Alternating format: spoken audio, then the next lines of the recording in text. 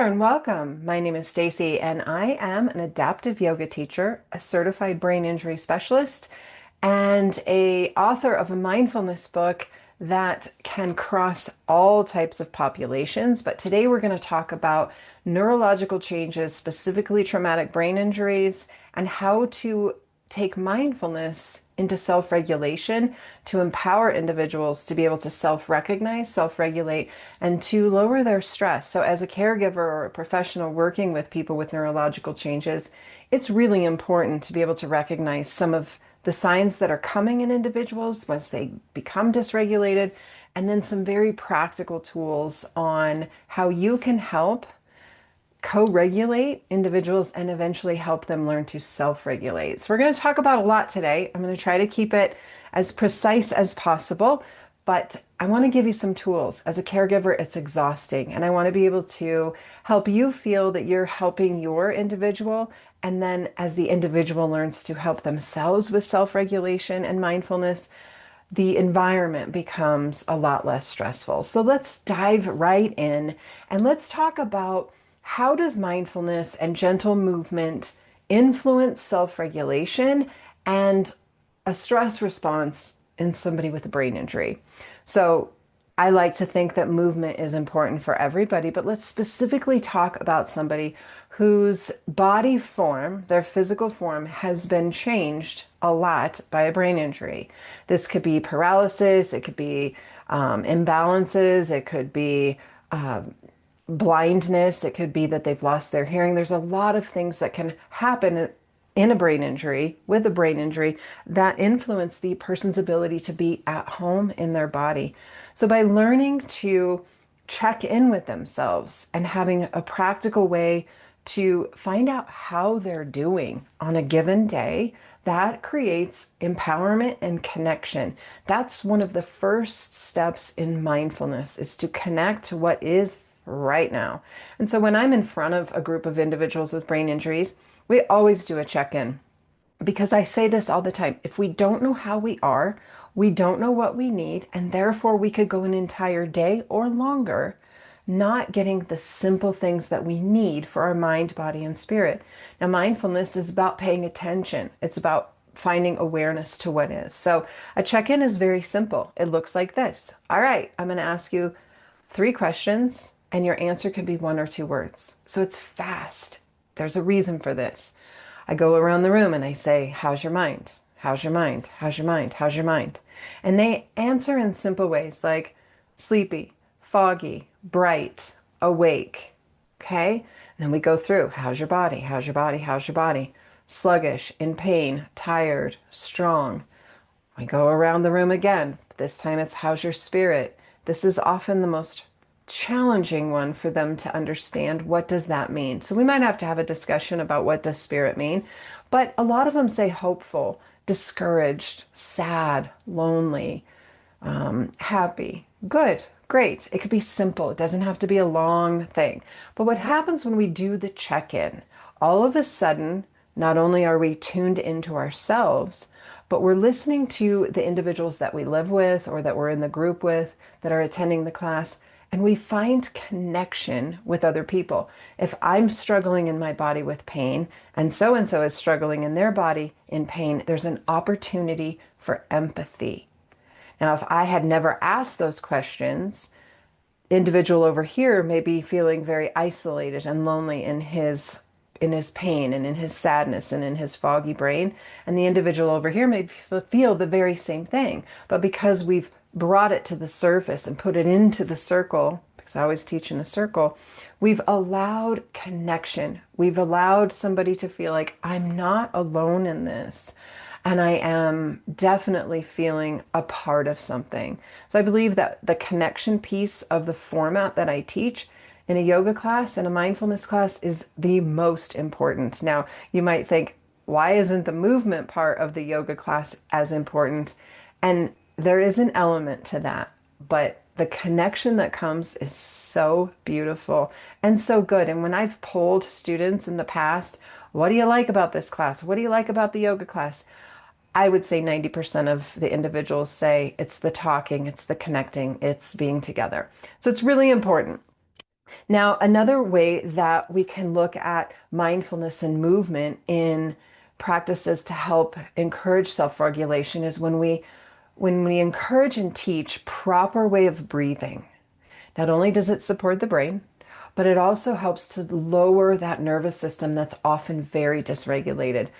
Oftentimes, people living with chronic pain, chronic stress, stress in and out of the body, are very much in fight or flight. And so by learning to manipulate the breath, we can lower some of those imbalances in the nervous system, which helps us to be more resilient with our emotions. Now, I've been told that when we slouch all the time, our lung capacity shrinks because we're compressing the lungs. So just getting an individual to sit a little bit taller allows them to have more breath space. And that might be that I put a pillow behind their back, or I might put a yoga block back there if they're in a wheelchair. And now all of a sudden their spine is straight, and I encourage them to have a simple elevator breath. Elevators at the base of your lungs, maybe near your belly button, and that's the parking garage. We're going to take the elevator all the way up to the third floor, which gets high near the throat and it's uncomfortable. And we let people off. And then we take the elevator back down to the parking garage. And we'll start our practice that way because it's something that we've all been on. We've all ridden an elevator. It's applicable. I don't use a lot of weird yoga language, but we just simply breathe in the elevator. Maybe we stop halfway, let somebody off. It's nice to manipulate the breath by holding it. We take another sip of air. We get to the top. We let people off. And then we exhale. And just those simple breathing exercises can help to self-regulate. So now we're going to talk about how to identify when an individual is starting to dysregulate. What does that look like? We're starting to look at maybe there's some twitching in their body. Maybe they're starting to grind their teeth. Maybe there's an outburst. Maybe there's some arguing between the individuals in the group. All of those are signs that this person is not having a good time. They're not managing what's going on in their body. And so what I will do is I will proximity as a caregiver, staff support, that's me. I'll just go over to that individual and I'll lay my hand on a shoulder. Instantly, human touch, grounding, helps support that individual whose emotions are rising. I might put my hand on top of their hand. And then I might say something like, wow, your hand is really warm. Let's flip it over. Now you put your hand on mine. Again, that human connection is stabilizing. And when we have physical touch that's healthy and appropriate, it can immediately put the person into the present moment. A lot of times when individuals are having trouble regulating, it's because they're just like us, trying to jump ahead to the future, or they're being triggered by something back there in their past. So what mindfulness does is it asks them to be here right now. So let me feel your hand. I might also go up to an individual and say, hey, look at me, look at me. Just give me your eyes for a second. What color are your eyes? And then I get really close. I say, your eyes are blue. Mine are green. Instant connection, instant present moment, instant mindfulness. I'll also model breathing without encouraging the individual to breathe. So I will stand behind or next to him or sit behind or next to him or her. And I'll just be a little bit obvious with my breathing because we know that when we're sitting next to somebody that's got good energy or calm energy, we can often influence each other, just like when we're sitting next to somebody that's very stressed out and obviously dysregulated and anger's building, we can start to feel that same way, anxious and uncomfortable. So I like to be that calming presence and I take a very forceful, loud breath. And I might even go, and that takes the energy in the group or the individual back to center. Now, if none of those strategies worked, I'll say, all right, everybody, let's put both feet on the floor if you're able to. Now, some people only have one foot to use. That's okay. Put your feet on the floor. And now I want you to put your hands on top of your thighs. This is all taking the energy down. It's grounding us. Now I want you to push as hard as you can into your feet. Like try to get through your shoe. Can you feel that? And so we get some little engagement with the thigh muscles. The quads are engaging, the hip flexors happening. And then I will say, all right, take a big breath, blow it out. Place one hand on top of your head. Give yourself a little push down. All of that energy starts to come down. Now, as staff, I like to slow down my speech. I like to not quiet and get all yogi weird, but just slow down my speech. And I might even begin to whisper a little bit because as we whisper, it requires attention. If I'm speaking really fast and quickly and fluttering around the room like a butterfly, they're going to sense that and they're going to do the same. But if I take my energy down and I'm in the moment and I'm connecting and engaging, I'm putting a hand on a shoulder, a hand on a knee, hold my hand for a second, and I'm slowing down my speech and I'm beginning to quiet my speech, it requires a little bit more focus. And that focus is a mindfulness practice. It's really that simple. So let's go on to understanding how do we how do we practice yoga when we're in wheelchairs? What does that look like? What does that look like? Well, I like to say that there's a few variations of yoga. We have traditional yoga that happens on a mat, on the floor. We have chair yoga that happens in a chair. We have accessible yoga, which makes the practice accessible to anybody. So that could be somebody who has obesity, somebody who's dealing with mental health disorders, somebody who has only one arm or one leg. That's accessible yoga. And what I'm talking about takes that just a little different twist, which is adaptive yoga, where we are adapting the yoga class to what's showing up in the moment. I can come in with a class game plan. I can come in with here's what I'm going to teach today, and that may all go out the window if the people coming into my class are dysregulated, if they're struggling with emotions, if they're tired, if they're angry, if they're upset about the bus being late, or they didn't get to go to Walmart, or maybe they have a headache, maybe they have pain, maybe they're not able to even explain what's going on in their body. My class plan goes out the door and we adapt to what is happening in the moment. And that's going to be something we hear all the time when we think about mindfulness. It is paying attention to what we're doing in the moment. Mindfulness doesn't mean that we sit in meditation with weird, mudras and we chant strange things. It means being aware of what we're doing while we're doing it. Now, that mindfulness practice is self-regulating because we're not thinking about the past or the future. We're experiencing something right now. Now, my yoga postures are not necessarily modified traditional poses that I've modified for somebody who is living in a wheelchair. That's more of that chair yoga accessible style. So we do fun things. We have football signals during football season.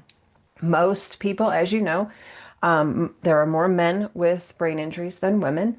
And so I like to pull memories from their past. Not every male is a football fan, but highly probable they've seen a football game or they are fans. So we go through simple sequence that's using the referee signals from a basic football game. This would be a touchdown. In yoga, it's mountain pose. This is a field goal. In yoga, it's cactus pose or goddess pose. And then we go on, we do this, which is a false start. What this does is it requires some motor skills. While we are doing false start, I'm going to ask them to continue to move. Don't stop, don't stop. And now tell me what day of the week it is. That requires a lot of neurons to be firing at once, moving the body, listening, and speaking. We go backwards, frontwards, back, front, back. And then we continue on. Look at this. This is personal foul. Well, we've crossed the midline without even saying in a very therapeutic, we're going to cross the midline. We've crossed the midline, personal foul. Now we're going to do a pass interference. I'm going to push my hands forward, but let's add on to it. Reach forward. Now I'm getting a stretch in my back. Hold on to one of your arms. If you only have the ability to move one arm, you pull. This is holding. Illegal block in the back. So we're flipping, doing a lot of things with the brain right here. Half of a field goal, slash across. This is roughing the passer. I'm not doing any yoga poses here, but I'm teaching movement. I'm teaching functional movement. I'm teaching the brain how to fire again. Both hands by your ear, slash. That is intentional grounding. Other side. Okay? Delay of game. Stack both arms. Only have ability to move one arm, stack one arm. Delay of game. While we're here, let's spin. Oh, do you feel that in your back? Spin the other way. So nice. Now, we got taunting. It's really not nice. Don't do it. It's not nice. Hand on your head. Illegal man downfield. Give yourself a stretch while you're there. We got two more. Personal foul. Unnecessary roughness. This results half the distance to the goal and an automatic, they all say, first down. I've taken something from their experience in their life and brought it into the moment. I didn't talk about any strange yoga poses. I didn't say as the teacher, today we're going to go through mountain pose. I just have fun with them. Then there's laughter. Then we do it again. And I'll say, all right, you guys are referees. I'm going to do the signals and you're going to tell me what I'm doing. That builds language. That builds confidence. That builds memory recall. Then we'll go around the room. Pick your favorite referee signal. Or the Broncos score 7 yards or six. They score 6 points in the end zone. What's the signal? Touchdown. So I'm using their ability to think, to have motor planning, to have confidence, to build language, all of it in a group setting, all in the moment. So that's my style of teaching yoga. Now, I have had yoga teachers shadow me and they're thinking, when's the yoga going to happen? But remember, yoga's definition is union. Right now, we're having a yoga practice. We're in union together, right? I could be sitting and just holding somebody's hands and doing the mind, body, spirit check-in, and that could be a yoga practice. Union with the body, union with the spirit, union with another person, union with the group. That's all we're doing. And then the movement piece is bringing awareness to the sensations that we feel, which is union. I'm connected to my body. When I'm in delay of game and I feel my shoulders and I spin and I feel a stretch and a twist through my spine, I'm in the moment. I'm not thinking about anything else but that. When I'm in cactus pose and I pull my elbows back, I feel something along the front of my chest. That's in the moment. I can't recreate that to last week. It's in the moment, and that is mindfulness. So movement, as we know, sends messages to the brain to have endorphins start firing off, dopamine, serotonin, all those feel-good things. We start to see a shift. Now, in my history of doing this, I never had staff people join a yoga session. They were just like, oh, thank goodness the yoga girl's here. They're going to get a 30-minute break, which is fine, but it's really important for people to see the shift in the individuals. So I started to take some anecdotal data. I said, okay, let's see what happens. People come in, we do a check-in, mind, body, spirit, fire it fast. Da, da, da, da, da, da, da. We do our yoga movement.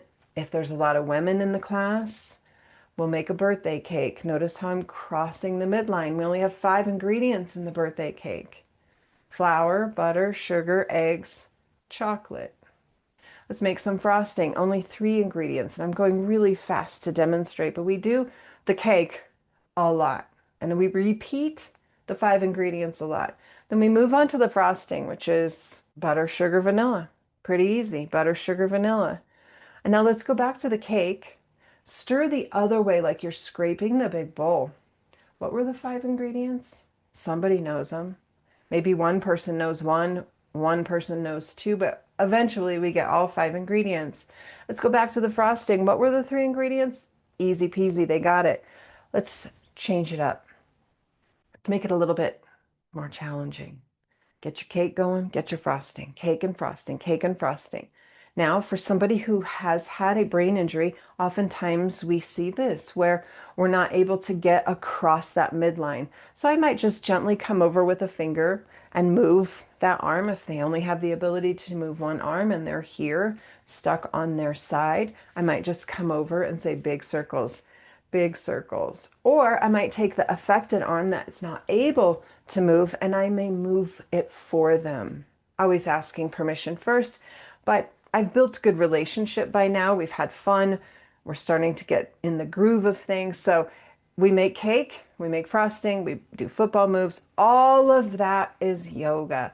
So when a yoga teacher observes, they're like, you didn't do any yoga poses. Ah, but we did. We did something that is adapted to the group. All right, so that's sort of a quick run through of the class between some transitions, some poses. We might take a big breath, blow out the birthday cake. I'll have them hold the birthday cake, reach the birthday cake across the room, getting that nice back stretch again. Now take the cake away, that builds core strength. Give the birthday cake, pull the birthday cake. You can see how this is interactive and fun. I'm not the teacher. I'm a participant in the circle. Always setting up in a circle because that builds that unity and that union and that connection, and that is what we're looking for. That in itself will help to regulate emotions. Now, of course, if you have two individuals that don't like each other, you're not going to place them next to each other.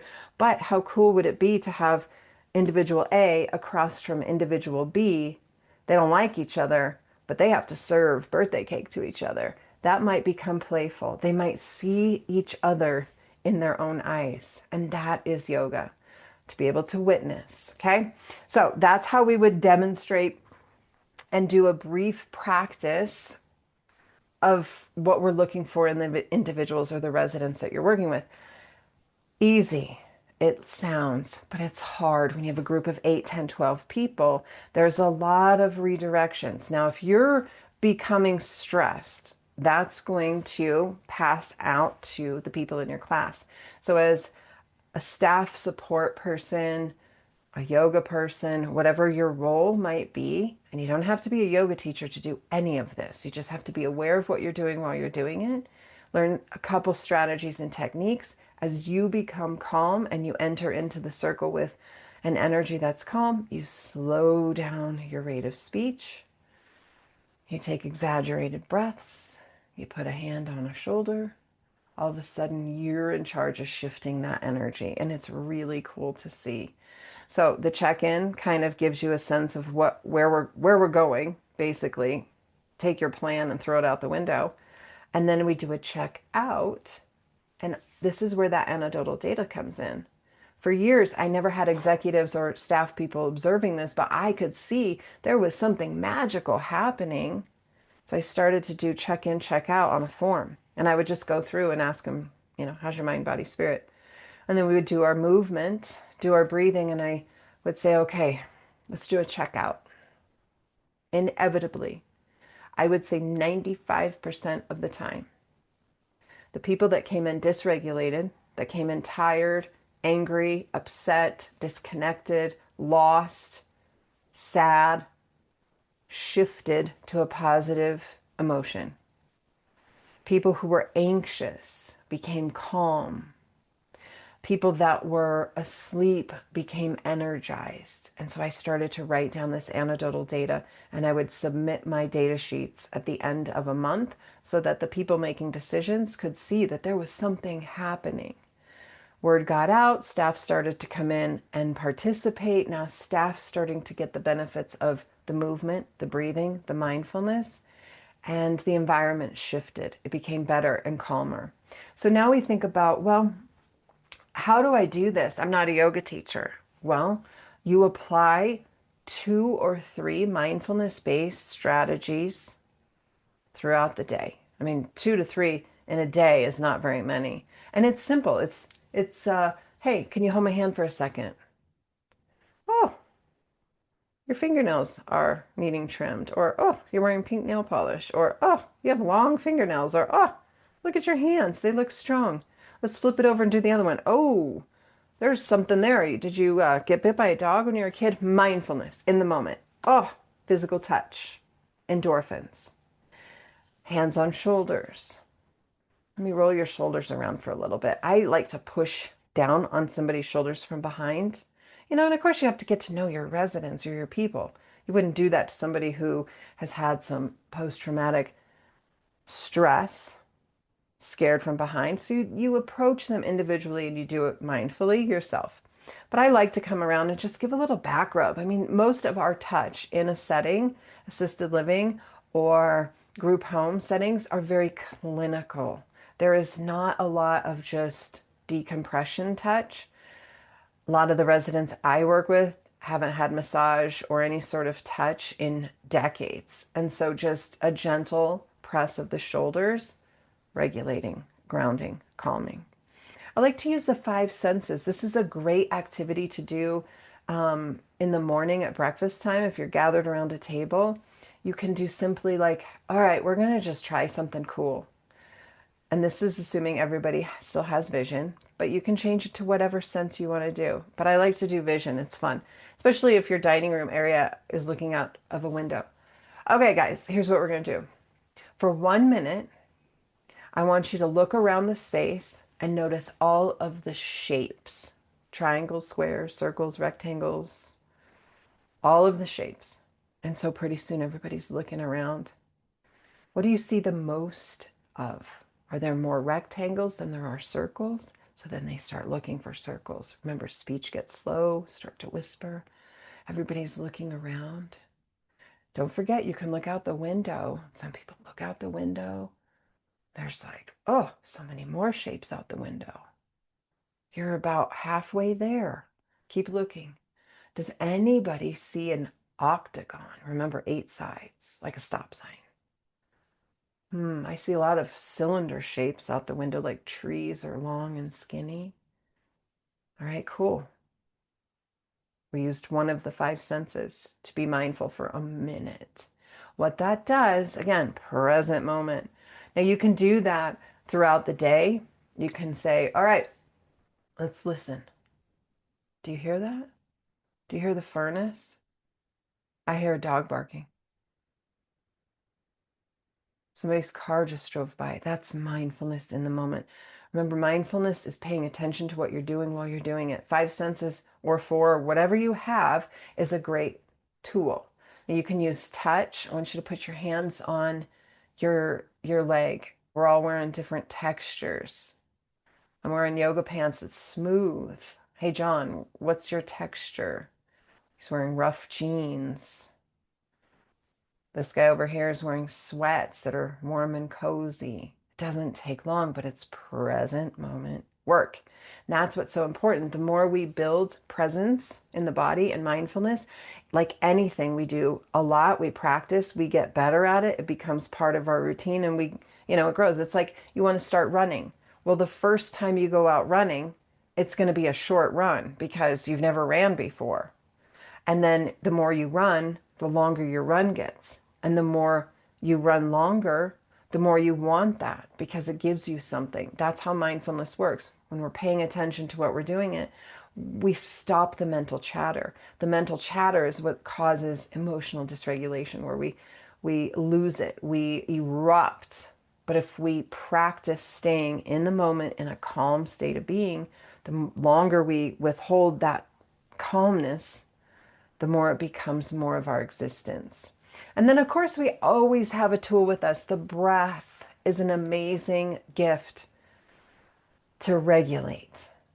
Okay, you can do circular breathing. I like to say, all right, guys, we got like a big ball in front of our face. I'm going to just show you with my hand. So on your inhale, you're going to trace the ball all the way up that side. And when you get to the very top of the ball, hold. Don't let go of your breath. And then exhale down the other side of the ball. When you get to the bottom of the ball, don't take a breath yet. Be without any breath. Do that again. It's called kumbhaka breath. They don't need to know it's called that, but it's called circular breathing, ball breathing. It's very calming. You can do the elevator breath. You can manipulate the breath in a million different ways. But the idea is that when we're paying attention to the breath, which by manipulating it, you have to pay attention, maybe count to 4. Exhale for 6. You do the counting. You teach them how to do this. That regulates the nervous system. And as a result, we start to feel calmer and more peaceful in our body, with each other, in our homes, in our environment. And then when we're calmer, we have clarity. We have clarity, we can access those coping strategies that we know. We can ask for what we need. We can verbalize what we're feeling. We can ask for a break. We can go outside if we're able to or ask for that. But if we're just discombobulated in the head and we have too many thoughts, we have too many demands on us, then all of a sudden we have no clarity and we lose it. All right, last thing we're going to talk about is how to develop a plan to make this part of every day. And it's not that you say, okay, at 9 o'clock, we're going to practice mindfulness. Mindfulness is something that gets woven throughout the day. It gets woven into all of your interactions, ideally. And here's what I witness a lot, and here's what I would love to see. Taking the mindfulness that we know. So we had our practice, of course, that's like a set time where we make the cake and frosting or we do football or whatever we do. But then weaving mindfulness throughout the day, like having that mindfulness practice at breakfast where we look for shapes or we listen for sounds or we are hanging out and the movie hasn't started yet. Let's feel the texture of our clothes. Just taking, 30 seconds, 60 seconds to weave in mindfulness is so important. But here's what I see a lot that I think we can do better on is we might use language that feels disempowering, which can cause dysregulation. When we don't feel like we are in control of ourselves, we often try to create control by having an outburst, by pushing a table away or screaming at somebody. That's our way of controlling what we cannot control. But here's where we can start to empower people to have control. And it's simple. It's changing our language ever so slightly to give choice and empowerment. So it's lunchtime, let's say. I'll say, hey, this is a way that I see it a lot that we could do better on. Hey, Tommy, sit down. It's time for lunch. No choice, right? Sit down. It's time for lunch. Versus, hey, Tommy, are you ready for lunch? Where would you like to sit? Sit down. It's time for lunch. Versus, are you ready for lunch? Where would you like to sit? That gives choice. Maybe he doesn't want to sit there. Why does he have to sit there? Why are you making him sit there? Right? Or for the elderly population, especially those living with dementia, I see often where they just get dressed, like they are being dressed by the caregiver because they're not able to do that anymore, but there's not even a choice of what they get to wear. Hey, Ethel, which shirt do you want to wear today? That's empowerment. That's choice. That's mindfulness in action. That's helping her self-determine what she wants to wear today. It's offering choices throughout the day. Now, without any choices, every human being is going to have an increase in stress. And we know that. We know that on our busy work days when maybe it's Wednesday and every third Wednesday of every month, we have to sit in a training from 8 to 12. We get 30 minutes for lunch and then we have to finish the training from 1 to 4. We have no choice. That's often stressful for people. Okay. But if a Tuesday, we get to plan our day and choose our day, and we get to say, okay, I'm going to work on that project in the morning, and then in the afternoon, I'm going to finish my emails. That's choice. That lowers our stress because we're in control. People living in assisted living don't often have any choices. Which movie would you like to watch? When I use yoga straps, I'll say, hey, Tommy, do you want the blue or the red? They get to choose. I don't just give them the one that I think they should use. Even though it's the same strap, it's going to do the same work, it's the same tool, giving them choice. They come into, we often practice yoga in a living room. Hey, where do you want to sit today? Where do you want to be? Where would you like me to be? Give them a little bit of leeway to choose. I often use aromatherapy. I will say, hey, I have something really, really citrusy and happy, and I have something that's really like a forest and it's calming. Which would you prefer? And they get to choose versus me saying, this is what I'm giving you, take it or leave it. So it's just learning ways as an individual for ourselves to be more mindful of how we're directing traffic throughout the day. It's time to go. It's time to go on the bus. Are you ready to go on the bus? Well, they may say, no, I'm not ready.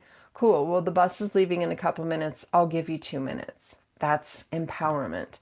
Come on, it's time to go. That's disempowering. That creates stress. The pressure is stressful. So we want to eliminate pressure. We want to eliminate feeling disempowered and not having any choice in their day to I have choice. Now, I often say, all right, guys, let's go do some yoga. Like, come on and hang out with me. And I make it very playful. Oftentimes the word yoga is like, oh, I'm not doing that. So I'll say, hey, Tommy, you want to come hang out with me? Choice. Hey, Tommy, can you help me for a second? Choice. Sure. What do you need? Would you be able to get me a chair? And then he often will say, what chair do you want? So he's mirroring choices. How cool is that? It didn't take, a class plan or a formal class. I'm just modeling for him choice. He's giving it back to me. How cool is that? Hey, Tommy, can you help me for a second? Not here, pass these out. And Tommy might say, no, I don't want to help you. That's okay. I'll ask Steve over here. Hey, Steve, would you mind helping me? Steve says, sure. Hey, can you pass out these straps? Be sure to ask them what color they want. Give them two choices. So now I'm teaching him how to give other people choices. When I teach a yoga class, there's four things that happen. We always have connection. That's what builds safety. When we have safety as our bottom of our triangle of healing, safety and connection is going to be what stands in solid ground.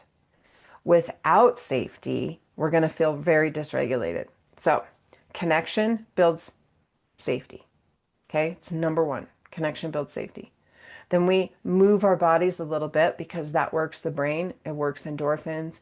It gets the body moving. It helps muscles. It helps balance. It helps posture. All of the things we know about movement. We do breathing because that helps the brain. It helps regulate the nervous system. It helps bring us into the moment. We might even just like put our finger by our mustache, breathe in, and now breathe out and feel the temperature. It's warm. Do that again. You have to pay attention to what's coming out of your body to feel that warmth. That's cool. That's mindfulness. And then the last thing we do is we always practice gratitude. And I say this oftentimes when we're living with any sort of challenge, we put on a little monoscope and we look through the monoscope at only what is our challenge. And when we live our life like that, we're missing everything outside of that tiny little scope. So if you put your hand around one of your eyes and close your other one and you look at something, how little you see. You take the monoscope off, how much you see. And that is gratitude. Of course, we all have challenges. We all have pain points. We all have things that we just want to hone in on. But when we do that, we miss the opportunity to see more. Now, gratitude loops into that connection because if I express my gratitude for the blue sky, somebody else is going to go, oh, I never thought about that. Or somebody says, I'm grateful for my family. That might trigger somebody over here that doesn't have great family. That's okay because we're learning ways to handle the triggers. That person gets a little bit dysregulated. You can see it in their face. You just simply put your hand on their hand and then say, hey, what are you grateful for? And they'll say something else, but that's a shared experience and that offers empathy, right? Offers a chance to have compassion. Now, gratitude, I like to stretch them, pardon the pun, a little bit, but most people will say, my friends, my family, my house, to be alive. Those are all great things to be grateful for, but they're kind of a given. So I like to encourage, again, going back to the five senses, hey, let's focus our gratitude on something that we tasted today. Steve, what'd you taste today that was amazing? Whatever. We go through around and they're like, oh yeah, the donuts that we had today were so great. Or, oh, I love my coffee with cream in it. No way, I like mine with sugar. And there's conversation and connection. Connection regulates. It's so cool. Okay, so that's why gratitude's so important. Plus, we let go of the monoscope and we start to see all that we have. So I might guide the gratitude if I find that session after session, we're to be alive, my family, my friends, my house. We want to deepen that. And that's for all of us to really look at the small things in our life as blessings and gifts. So I might have to steer the traffic into a little bit more specific gratitude. But what happens is, as we do the gratitude more often, which could be a daily thing at dinner, let's talk about our day. What are you grateful for today? And then da da da da da. I'm grateful I got to go to the movies. What'd you like about the movies? Oh, the popcorn was amazing. Now conversation, language, memory, all these things are happening. Connection is, remember, the safety piece that helps people heal and helps people find regulation within themselves. Gratitude's my fourth pillar. So we have connection number one, movement number two, breath number three, and gratitude number four. And that is taking the practice of mindfulness and movement and offering it woven throughout the day. It's not just something we do for 30 minutes. It's an opportunity throughout the day as staff and caregivers to bring mindfulness into your homes without being specific. Today we're going to practice mindfulness. It's just learning how to tweak your language a tiny little bit. When we have choice, we have less stress. It's really that simple. Without choices in our day to day, we start to have lack of empowerment, and that creates stress. Now, you can look at individuals without a brain injury who have a job that's from 8 to 5 every day in and day out, day in and day out in a cubicle. That's stressful. I was just recently at a doctor's appointment really early. I had to be there at 7:30. And so the person checking me in was there before I was there. And then I got back into the room, and then the nurse started to do her vitals and all of that. And she looked tired at 8 a.m. And I asked her, I said, what time do you have to be here? And she said 7:30 in the morning. I said, what time do you go home? She said, we shoot for 5, but oftentimes it's after that. And I asked her, when do you have time for you? And she said, what's that? I said, like self-care, like taking a walk, reading a book, being with other people that aren't patients. She goes, oh, that doesn't happen. On my lunch hour, I catch up on my schoolwork. Over time, living like that is not it's not gonna be good for that individual. The stress of having no choice and feeling like a hamster on a wheel is going to be detrimental to her mental health and physical health. So when we have individuals with brain injuries who've lost their ability to work, to walk, to run, to do the hobbies that they once loved, the artist who did chainsaw work and he's paralyzed and he can no longer hold a chainsaw and he can't do what he feels is his purpose to do, there's so much loss and grief. So how can we take that awareness that these individuals have lost so much and empower them to have small choices throughout the day in a mindful way?